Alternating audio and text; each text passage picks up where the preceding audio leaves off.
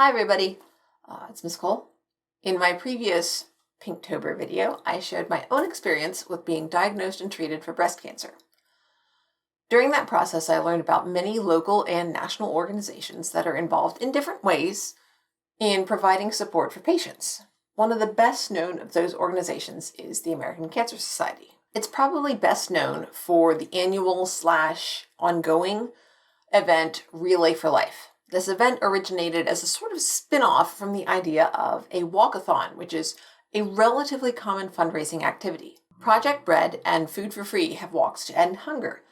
Water Mission has one in support of access to clean water, and a number of groups organize walk-run events for safe housing or for treatment for drug addiction or any of a number of other causes. These sorts of events have changed over the years. I remember when I was a kid, the idea was that you made a plan to walk a certain distance and you asked people to sponsor you for a nickel a mile or a penny per mile or $1 per mile or whatever. And then you recorded how far you went, and that was how you raised money. Other events like dance-a-thons would be based per minute or per hour. Honestly, I'm not sure if Relay for Life was originally based on how far you walked or how long you walked. But one of the things that was different about it, at least in my experience, is that it was a 24-hour event. That might have been based on when I started getting involved in it, though. It was typically held at our high school football stadium. I remember doing a walkathon when I was a kid. And when you're 8, 1 hour is a lot, let alone 24. And now I'm imagining an all-day, all-night event with elementary school students. Yikes. So anyway, part of what made Relay for Life interesting for me was that community groups would organize teams. And the deal was you were supposed to have at least one person walking at all times. So people would sign up for shifts for when they would walk, and teams would set up tents at the football stadium and have snacks and water and soda and even pizza and hamburgers and stuff. People would camp out overnight if their shift was in the middle of the night or early in the morning. There was a stage and local bands would play. It was like this mini festival. Reflecting on the fundraising aspect of it now, I'm struck by how very clearly it illustrates American/Protestant/capitalist values. Because of course, you can't just ask people to donate their money to an important cause. You have to do something to earn it. Never mind that me walking around a high school football field for an hour or two doesn't actually do anything to help develop a cure for cancer. It's completely performative. Honestly, the work part of it is asking people to donate. But apparently, you have to do more work, pretend work, on top of that, in order to justify the work of asking for the donation. So weird, you guys. So, the Relay for Life raises money for the American Cancer Society, which funds grants for cancer research, but in addition provides support services for people going through treatment, such as transportation to and from appointments, wigs and prosthetics, local support groups, and more. However, it's important to understand and acknowledge that the Relay for Life isn't just about raising money. It's also about building community and raising awareness. Dealing with cancer or caring for somebody who is going through treatment can be a very isolating experience. It's intimately linked with death and dying, even when we know we don't have a terminal case. And so simply being a person with cancer makes you kind of a harbinger of death. And you don't even get a scythe. On the other hand, that does give me a fantastic idea for a Halloween costume. Grim Reaper with a pink ribbon. Anyway, there's a kind of disdain for awareness-focused campaigns. Save the Tatas, Save Second Base, and other similar crusades have certainly earned their share of raised eyebrows and long-suffering sighs. And I totally get that. It's really reductive and more than a little skeevy. We are more than our boobies. This is a serious disease we are talking about. People's lives are literally at stake. But I can't deny that those sorts of slogans, while insulting, also open the door for response and draw attention to that response, the actual concerns, by sort of making themselves into a straw man. Was that deliberate? I really don't know. There are too many implied layers of intentionality to be confident in that justification. And maybe the advances we've seen in treatment and early detection would have developed without them. We can't ever really know what would have happened. Still, my family has long generations. My parents were both born during the Second World War. My grandparents were all born shortly after the turn of the 20th century, and they all lived into their 80s and 90s. Except for my dad's mother. She died quite young. My dad doesn't talk much about what happened. I don't know a lot about her. My mom never met her either. Her name was Myrtle. She probably got teased about it. But have you ever seen a myrtle flower?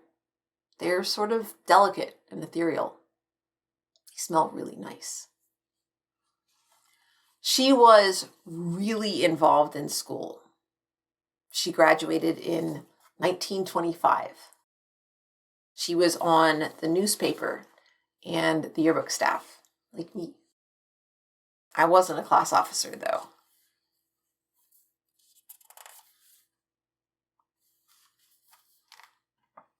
This is her. She was the treasurer. Apparently, she was very chatty.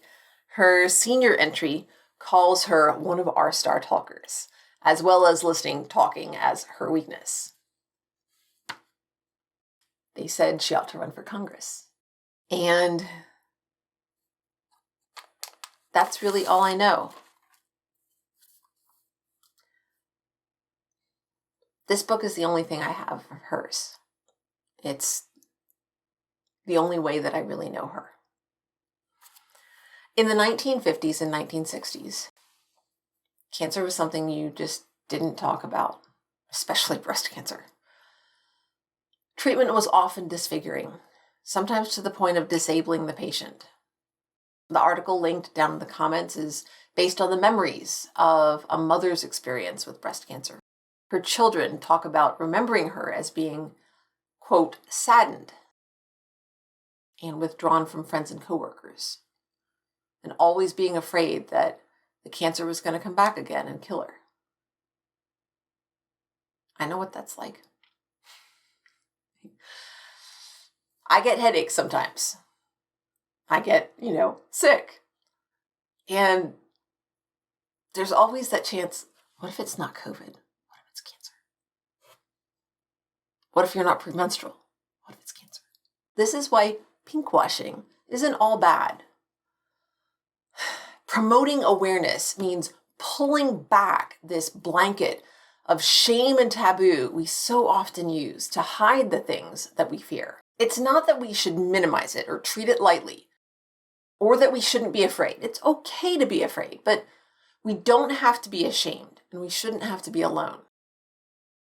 Beyond that, awareness and advocacy can help to normalize practical, personal measures like regular screenings and self-exams. This is literally something that you can do yourself. It's empowering. It gives us agency.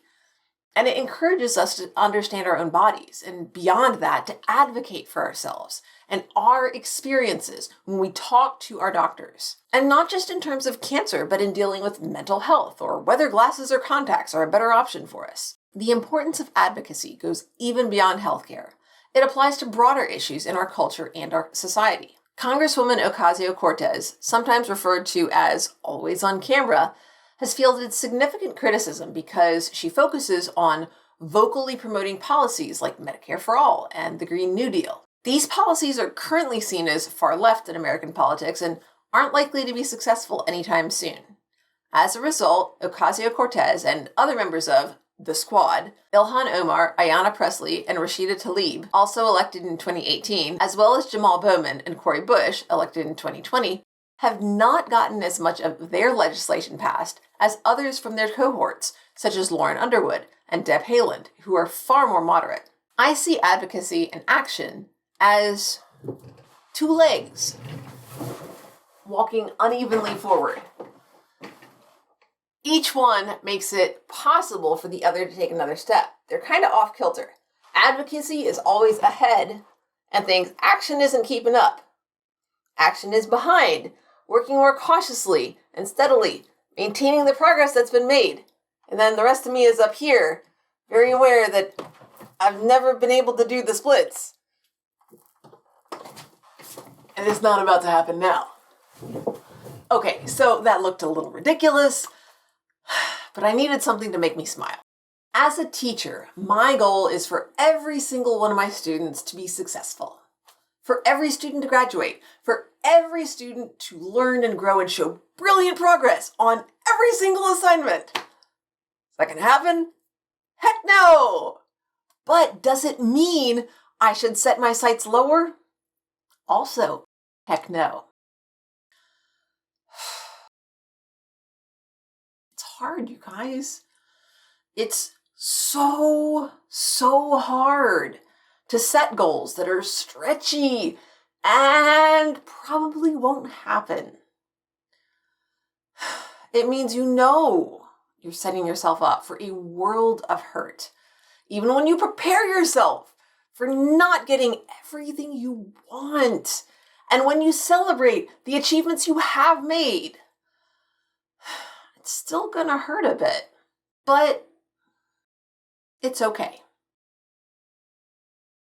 I can live with that. And I even think that the hurt is worth it, because I truly believe that's how we end up with the most improvement that we can actually hold on to. The old cliche, shoot for the moon, and if you miss, you'll land among the stars, is hackneyed. But it's hackneyed for a reason. We need to stretch toward goals that may be a little beyond our reach. That helps us grow. And sometimes we can be surprised by what we can accomplish. Raising awareness doesn't cure cancer or pass laws. But if we don't dream it, we'll never see it. So keep working and keep dreaming. Bye for now, everybody.